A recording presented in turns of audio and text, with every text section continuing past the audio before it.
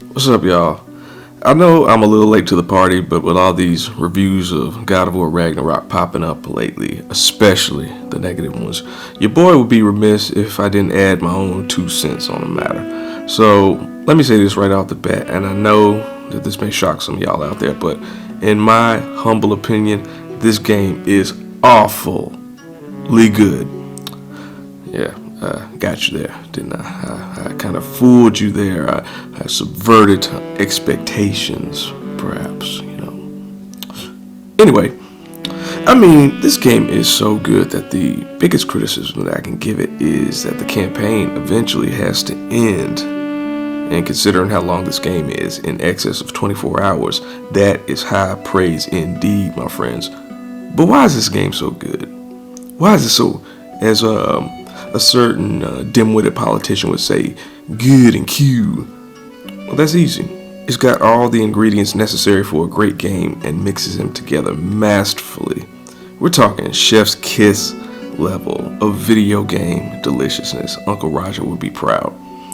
Now, I ain't saying anything that y'all probably haven't heard before in other reviews, but I want to talk about it, so here it is. My take on God of War Ragnarok for the PS4 and PS5. First up, let's talk about the story.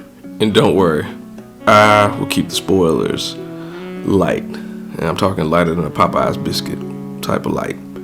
We pick up a few years after the previous game. Kratos and Atreus are still living their best lives in Midgard, hunting, dog sledding, training, getting attacked by Freya, who wants to end Kratos after the death of her son Baldur. Just living a Midgardian dream. All is relatively well until Thor and Odin show up at their home with an offer Kratos can't refuse. Kratos refuses it, of course, and this leads to a fight between Kratos and Thor, the former god of war versus the god of thunder, and it is glorious. Though it doesn't have quite the impact of Kratos versus Baldur, it is nonetheless spectacular. After the fight ends, Kratos and Atreus embark on an adventure across all the 9 realms to essentially discover Atreus' purpose in life while trying to stop Odin from doing whatever it is he's trying to do, gain infinite knowledge or something like that. The main story is a bit bare bones, which makes room for the numerous subplots and side missions that enrich the game world and flesh out the characters, both new and old. The narratives all weave together to create a gripping, engaging experience full of action, suspense, comedy, sadness, and all those other Oscar-worthy things. Just think of the story like a peanut M&M. The main narrative is a thin candy shell that contains all the chocolatey, peanutty goodness, which is the side material. And I'm getting hungry just thinking about it. I don't know about y'all. Let's move on. Next, let's discuss the graphics. I don't even have to tell y'all that this game is beautiful. I mean, just look at it. Everything is crisp, colorful, and super detailed, especially when it comes to the environments. With the exception of 2, every realm you visit has its own unique look, and locations that we visited in previous games have been given a fresh coat of paint. Lighting and shadows are all on point, and surfaces such as water, snow, sand, and grass all react realistically when interacted with. Skin, hair, clothing, and weapon textures have also received a noticeable bump in quality since the previous game, and at times border photorealistic. I'm telling y'all, man, these are the types of graphics that'll make you turn your head if you see him walking down the street. Just sexy. But we're not even done yet, folks, because there's more goodness to discuss about this game. When it comes to the gameplay, if you played the previous game, you know exactly what to expect. Hard-hitting, visceral, ultra-violent combat that would have sent Jack Thompson into a frenzy back in the day. Every hit lands with the weight of a semi-truck, and it never gets old. This doesn't just apply to fighting regular goons, but bosses too.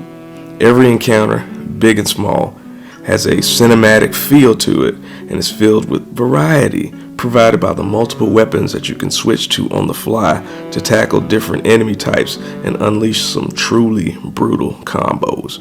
Even better, you get to play as Atreus in certain chapters. Yes, we get to take control of Boy himself and put the hurt on some bad guys. His fighting style mainly focuses on speed, evasion, and archery. It's crazy fun and a nice contrast to Kratos' slower, more brutal gameplay. Good stuff, man. Real good stuff. Traversal is also similar to the previous game. Running and jumping are basically the same, and several environmental puzzle types return for a second go-round, but the developers have added a few new brain teasers which take advantage of the game's new items, weapons, and companion abilities. In most cases, solving these puzzles allows you to open up new pathways leading to treasure, side missions, or secret mini-bosses. And considering how massive some of these maps are, you'll be hoarding a whole lot of loot, man, so I hope you got some deep pockets.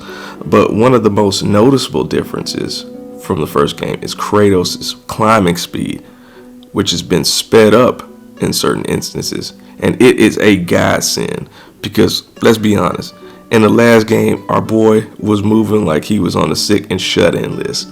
Just saying. Lastly, let's talk about sound. This game sounds as good as it looks.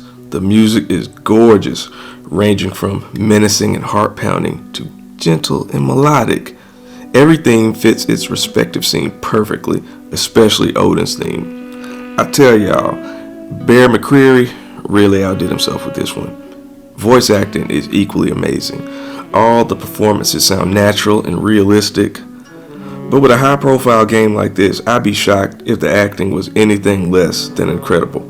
I especially like Richard Schiff's portrayal of Odin, who comes off more like a mob boss than the traditional all-father we all know and love, speaking in a very calm and casual tone filled with veiled threats and false platitudes, completely at odds with Kratos' more serious and straightforward demeanor. I love it.